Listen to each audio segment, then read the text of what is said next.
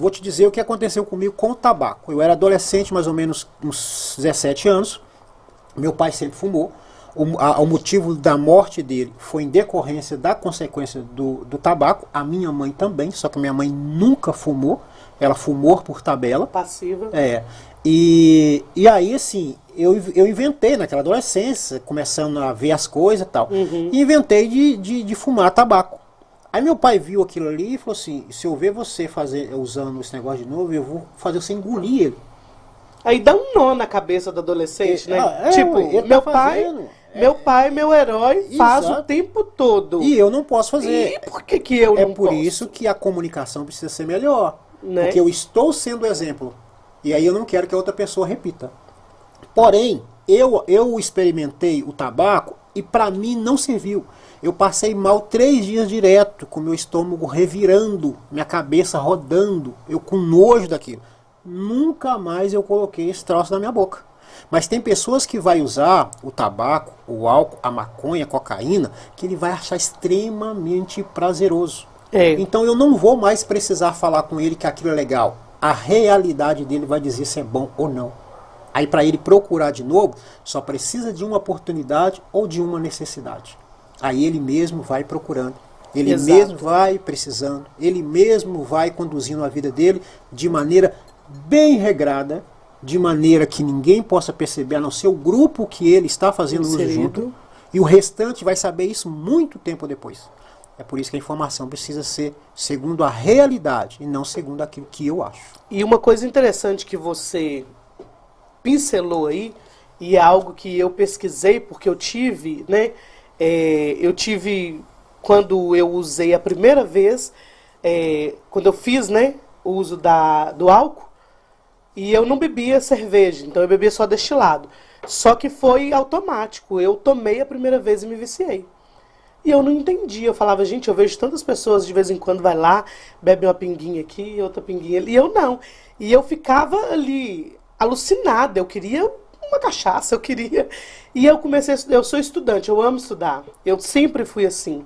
E aí eu entendi sobre reações no organismo da gente, reações químicas, né? Há pessoas, igual você, teve aversão, o seu organismo expulsou, ele de alguma forma entrou em atrito com o seu organismo, essa substância. Ao contrário de mim, quando usei o álcool, o meu organismo se adaptou numa velocidade incrível e, na verdade, eu precisava utilizar. E aí, foi por isso até que eu nunca usei droga, porque eu ficava imaginando. Né? Eu já tinha casos na minha família, eu ficava imaginando, gente, eu cresci na favela. Se eu usar uma vez a droga, eu fico imaginando, se eu ficar dependente de droga, eu vou começar a pedir os outros, né? Catar latinha, fazer não sei o que pra poder usar. Então, porque eu ficava com medo de ser exposta ao ridículo. Então, eu nunca utilizei. Não foi porque eu tinha informação. Que embora eu vivesse em um ciclo onde isso era muito normal, e quando adolescente eu fui morar sozinha, em outro lugar que também era muito normal, né? Porque eu estava sem dinheiro, adolescente, sozinha, numa cidade estranha, então o que eu procurei? Eu procurei as regiões mais afastadas porque era mais barato.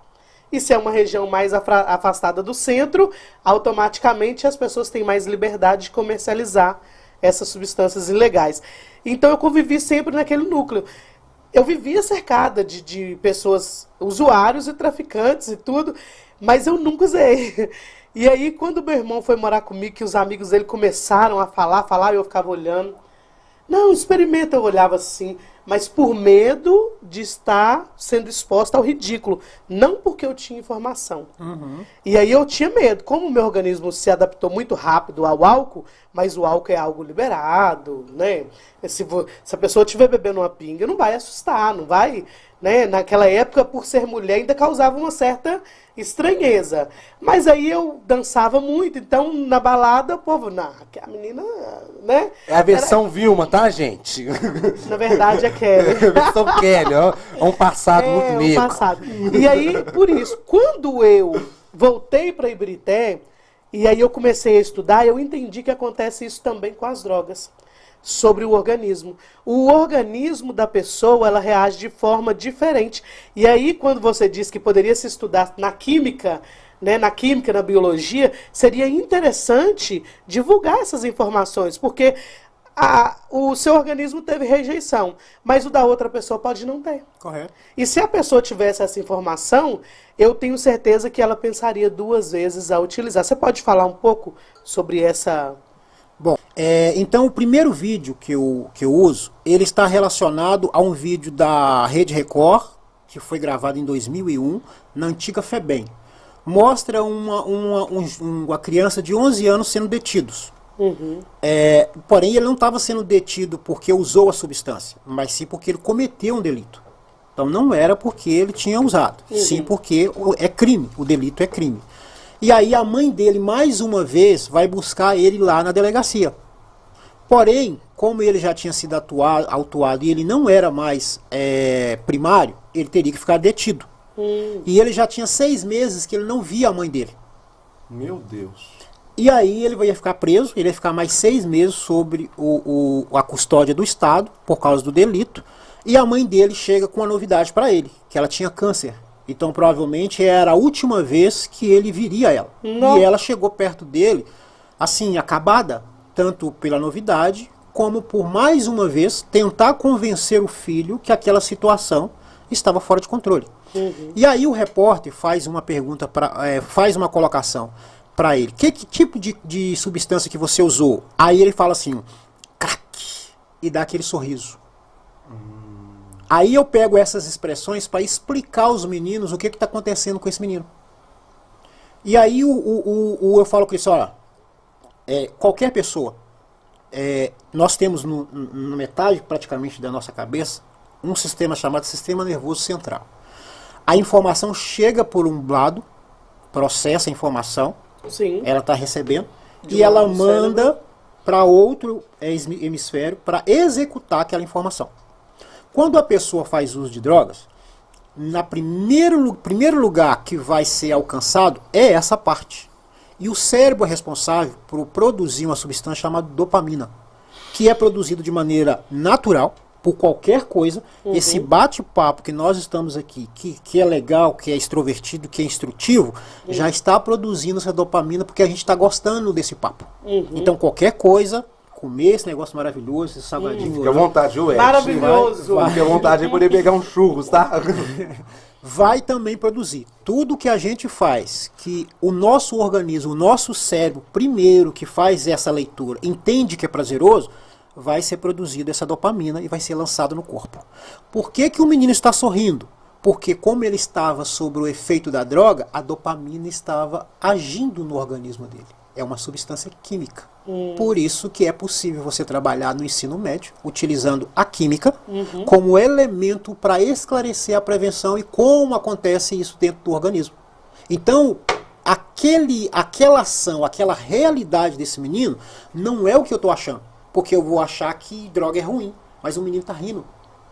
Está rindo até no canto. Porque o cérebro está mandando comandos de felicidade, de alegria. De dopamina. Exatamente. Aí eu, como pai, como amigo, vou chegar perto do menino e falar assim, você é louco? Como é que você está me falando que você está usando tal, e você está achando que isso é legal?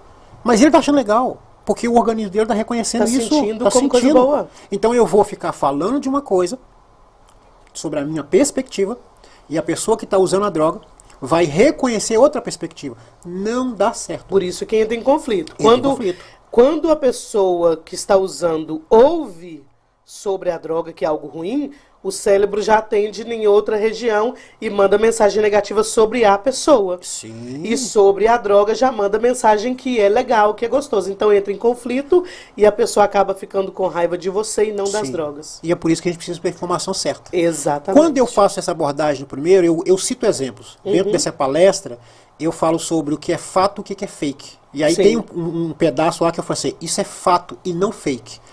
Quando eu comecei, eu estava trabalhando numa empresa de cobrança e eu comecei a conversar com um rapaz e ele, mais do que depressa, me disse, eu uso maconha, mas eu uso porque eu sou muito ansioso. Olha a informação. Olha a diferença. Isso a gente ouve muito. E aí o que acontece? Se eu não tenho informação, esse menino vai me engolir com a argumentação dele. Exatamente. Porque ele tem o prazer, que é a dopamina, mas ele tem uma necessidade que é controlar a sua ansiedade. Então, se eu não tiver o argumento correto para lidar com ele, falar sobre a realidade dele, mas também a possível consequência, ele não vai me ouvir a segunda vez. Para a gente falar de prevenção, a gente primeiro conhecer os modelos disponíveis de prevenção.